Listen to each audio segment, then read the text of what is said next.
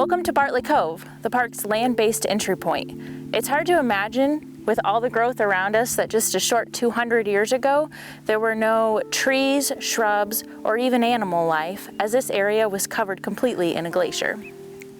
The glacier covering this land is now one of the same glaciers we need to travel roughly 65 miles to view. The glaciers here have receded and advanced and receded, creating what we now call Glacier Bay National Park, a 3.3 million mile square area of rugged terrain, deep fjords, and wild coastlines. Left in their wake, the massive rivers of ice encapsulated clues for us to uncover. The dynamic glacial history of Glacier Bay National Park can be told through these relics scattered throughout the bay's tide line. Glacier Bay is a refugium for trees which held witness to the glacial history preceding our time here. Witness trees are the trees which were present through key events in history. Many times these trees have been around for hundreds of years and are the only remaining witness to the historical events in that area. Well-known witness trees are in Gettysburg as witness to the Civil War, or in Oklahoma City as witness to the bombing of the Murrah Federal Building. Though these are two well-known witness trees, we can find witness trees throughout the world which live through great moments in history, or possibly great moments in individuals' lives. The glacial history of Glacier Bay can be told through witness trees scattered throughout the park. These witness trees are called interstadial stumps.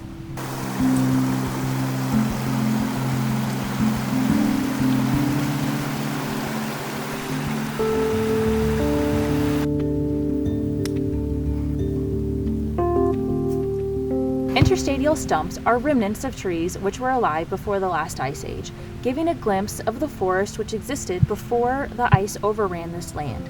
Interstadial is not the same as fossilized.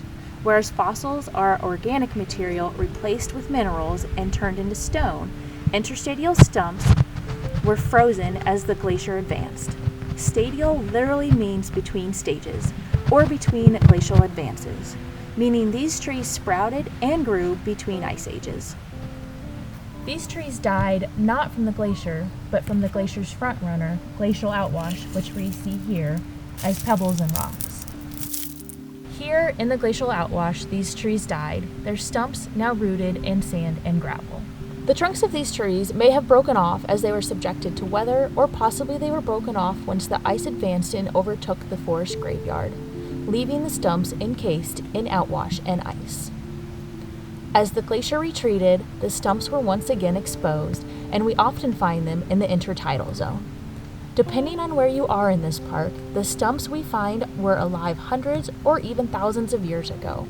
The oldest trees found further up the bay, and the youngest in the mouth of the bay. Here in Whidbey Passage, these stumps are known to be about 2,000 to 2,500 years old.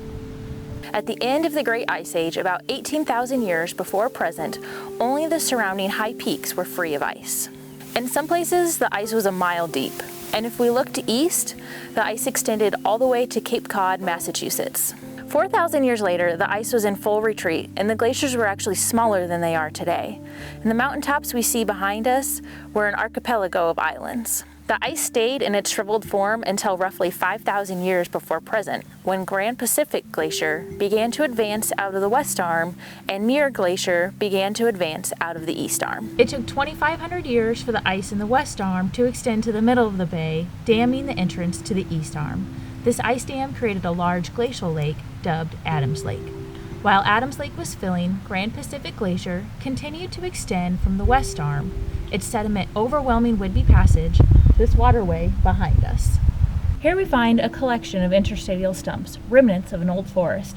You can see 1, 2, and 3 there, and they're scattered further along the beach. We find them in the intertidal zone, on the shoreline, and then higher here even in this forest.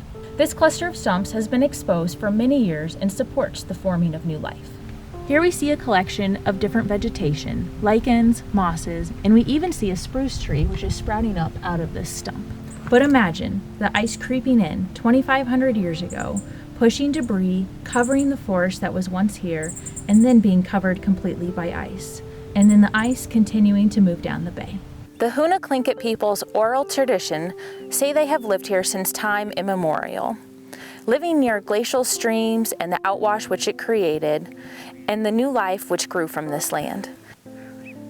Here at Halibut Point, the remnants of a 300-year-old forest might not be apparent right away. But as we walk the rocky beaches at low tide, we come across pieces of wood which are engulfed in gravel and sand. We see them right here and right here, and as you walk around, you start to notice them pop up all around. This cluster of interstadial wood are remnants from the Little Ice Age, when approximately 250 years ago, the glacier advanced rapidly out to the middle of Icy Strait. These trees are witness to the Hunnaklingit people fleeing their homeland as the ice nipped at the stern of their canoes as they escaped the ice and settled across Icy Strait. These trees continue to witness the succession of life as the glaciers retreat and expose new earth.